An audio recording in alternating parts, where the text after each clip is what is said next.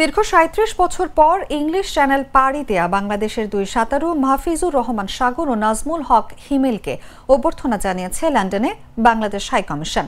বুধবার বিকেলে হাইকমিশনার আবিদা ইসলামের আমন্ত্রণে এই দুই সাঁতারু লন্ডনস্থ বাংলাদেশ হাইকমিশনে যান। সেখানে এক সংক্ষিপ্ত অনুষ্ঠানে নিজেদের অভিজ্ঞতার কথা তুলে ধরেন তারা বলেন, বাংলাদেশের সম্মান বয়ে আনার জন্য ইংলিশ চ্যানেল পাড়ি দেয়া একটি বড় সুযোগ। এজন্য নিজেদেরকে বহু বছর ধরে তৈরি করেছেন।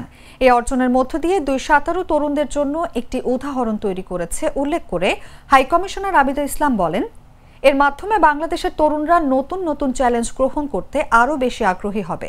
ভবিষ্যতে বাংলাদেশের জন্য আরও নতুন নতুন বিজয় বয়ে আনবে বলেও আশা ব্যক্ত করেন তিনি।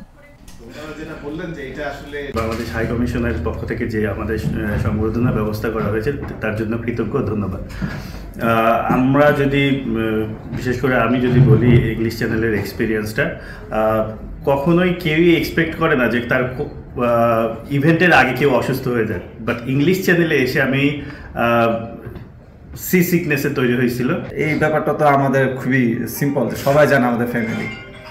তো যখন আমি চীনে থাকতাম, তো একদিন ও এই জিনিসটা প্ল্যান করতেছিল। আমি ও কৃতিত্বটা ওকে দিতে চাই যে আসলে ও যদি আমাকে ওই সময় মানে যোগাযোগ না, আমাদের সবসময় যোগাযোগ হয়, যদি ওই সময়টা যদি আমাকে ওই টাইমটা যদি না বলতে যায়, ভাই চলেন একসাথে একটু করি।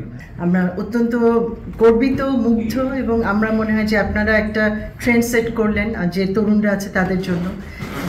ব্রজেন দাস বা তারপরে যে দুজনের কথা আমরা জানলাম, বেশ অনেকটা বছর পার হয়ে গেছে, ৩৫ বছর। তা আমার মনে হয় যে আপনাদের এই সাফল্য যারা নতুন আছে, এই যারা নতুন সাঁতারু আছে তাদের জন্য একটা দিক নির্দেশনা বয়ে আনবে এবং আমাদের জন্য আরও এরকম আরও গর্বের জায়গা, নতুন নতুন বিজয়ের ঘটনা আরও তৈরি হবে বলে আমার মনে হয়। বান্ডেল থাকলে প্রতি সেনমানিতে টাকা বাঁচবে।